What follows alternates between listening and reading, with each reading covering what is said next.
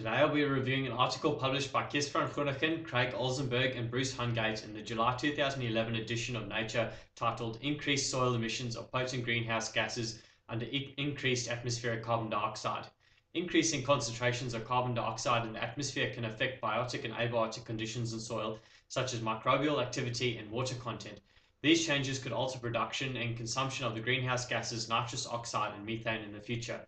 This study aims to summarize the effect of atmospheric carbon dioxide enrichment on fluxes of methane and nitrous oxide from soil.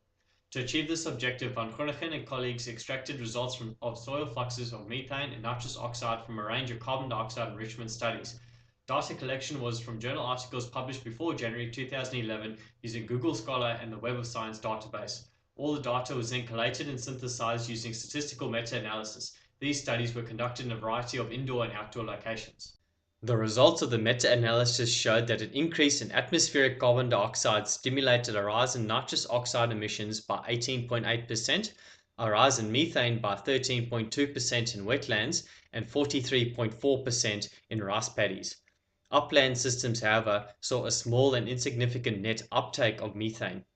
The sum of these emissions shows a rise of 1.12 picograms carbon dioxide equivalent per year.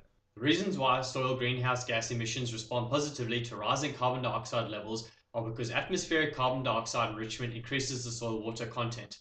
This is probably due to improved water use efficiency by plants, which reduces soil water loss through transpiration.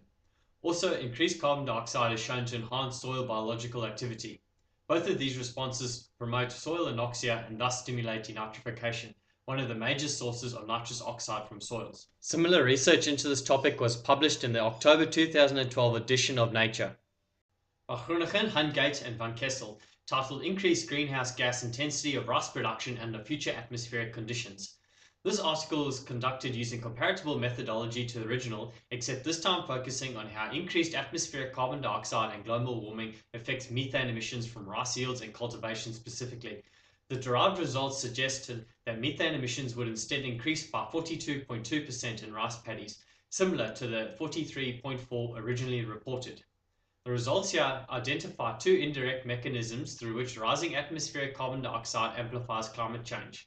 The meta-analytic approach used here, synthesizing results across many studies, shows that increased nitrous oxide and methane emissions are both in general and quantitatively important.